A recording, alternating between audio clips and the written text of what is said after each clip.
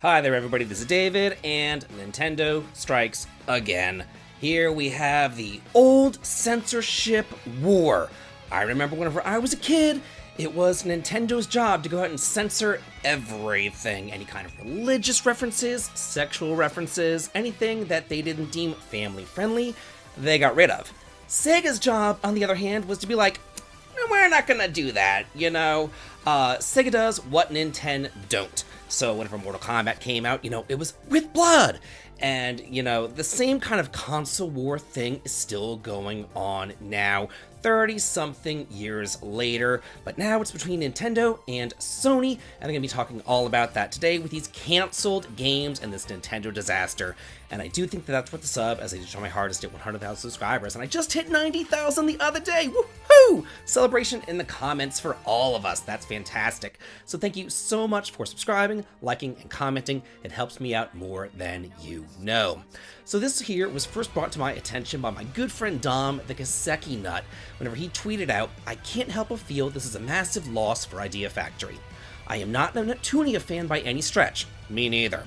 But it's clear that the Rebirth games are seen as one of the best in the series, and this is a statement from Idea Factory themselves. They say, Hyperdimension Neptunia Rebirth series and Death End Request Code Z will no longer launch on the Nintendo Switch.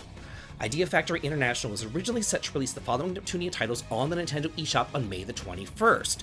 Neptunia Rebirth 1, 2, Sisters Generation, Rebirth 3, 5th Generation. It was also announced that Death End Request Code Z was set to launch physically and digitally, but now they are not. So this is very, very, very interesting, and some other games are also being canceled over on the Nintendo eShop, such as Tokyo Clanpool, which we will get to momentarily as well. But let's look at some of these articles that we have here right now.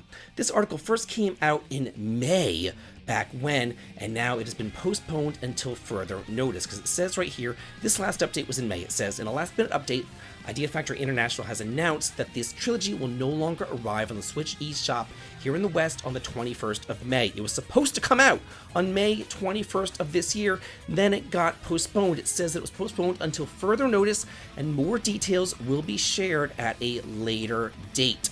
So I guess now is the later date, because it has now just been canceled, completely canceled, because the content does not comply with Nintendo guidelines. Getting back to my little allegory about Nintendo versus Sega, guess where they're still getting released? Sony systems. Yeah, so it looks like, it was back in the day, honestly, whenever Nintendo kind of dropped their censorship thing, and then Sony picked up the censorship thing, but now, it's like fluctuating back and forth and all this kind of stuff. So yeah, it no longer complies with the Nintendo guidelines right here. So it says here, Idea Factory International clarified that the PlayStation 5 and PlayStation 4 versions will still launch in the West, but next year as planned.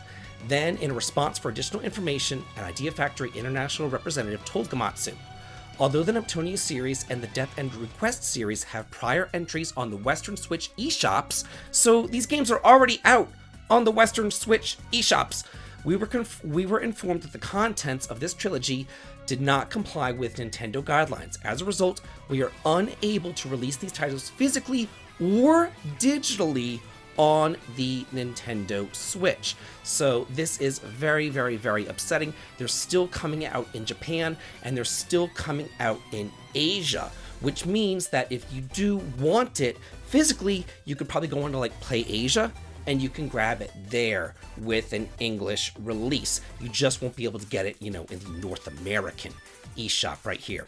The Noisy Pixel also has a great article going very in-depth on this right here. So it says, it talks about the cancellations, but they also say that these cancellations don't just apply here in North America, but also in Europe. So it's getting canceled pretty much all over the West, which is crazy. And you have to wonder why. Like, why? What is going on? Why are they doing this? It's just kind of like unbelievable right here, why they're doing this, why they are wanting to to not release these games whenever previously, they got approval. They were going to come out in May, and now they're not. There's even I swear to God, there's a hentai. Yeah, there's a hentai game on the Nintendo eShop. So why is that allowed, but this isn't? I don't know. It's just kind of crazy right here. I've played some of these Neptunia games before, and I didn't see anything that bad in them. They're just kind of the anime girl thing that we've all seen in games. It's nothing new right here. So this is very, very, very interesting. It says right here, let's see, it says, although the cancellations may frustrate Nintendo Switch fans, the availability of these games on other platforms ensures that they do remain accessible. For now, players eager to experience the Neptunia Rebirth series or the Death and Request Code Z can look forward to their releases outside the Nintendo ecosystem. I do hope that they will talk about this a little bit more. Now, I talked about East Asia Soft earlier, and Tokyo Clanpool that's coming out on the Switch, but now it's no longer coming out on the Switch right here. It says right here that it's coming out on GOG worldwide, but Nintendo only in Asia right here now. It's no longer coming out in the West, and East Asia Soft released a statement for this as well over on their Twitter. It says, the game will launch first in Asia for the Switch. Nintendo is enforcing very strict content guidelines now in the West. So, we are trying our best to launch the game digitally in Europe and North America in 2025. I don't know how they're going to get around these new content restrictions. Maybe they'll have to, hate to say the word, censor the game in order to get it out. Maybe they're going to negotiate with them. I don't know what their deal is. And then as I was kind of researching this, I stumbled across this very interesting tweet right here. It says, the producer and assistant producer of Emio the Smiling Man, Famicom Detective Club, admit in an interview that they were told by overseas staff to censor vulgar jokes. Another Japanese game censored at the very source by Westerners. So this has been going on for quite some time. It says right here, if I had to mention one point where we had overseas audiences in mind, it's that we were told by the overseas staff to stop it with the vulgar jokes. We might have made them a little bit more tasteful this time, since we got told off to back off a lot when we're doing the remakes. So they were basically saying, you guys can't have all these vulgar jokes, you guys need to clean it up a little bit. So it looks like this change has been kind of coming down the pike for quite a bit of time with Nintendo headquarters, but now they're really putting the clamp on what they are allowing on their system. So now I want to hear from y'all. What do you feel about this? What are your thoughts on these game cancellations? Because to me, it's kind of a slippery slope.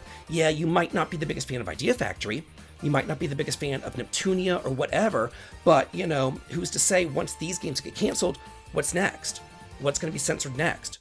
When is it going to stop? When is the slippery slope going to stop? That is what worries me the most. So now I want to hear from y'all. What do you feel about this? Let's talk about it in the comments, and have a good day.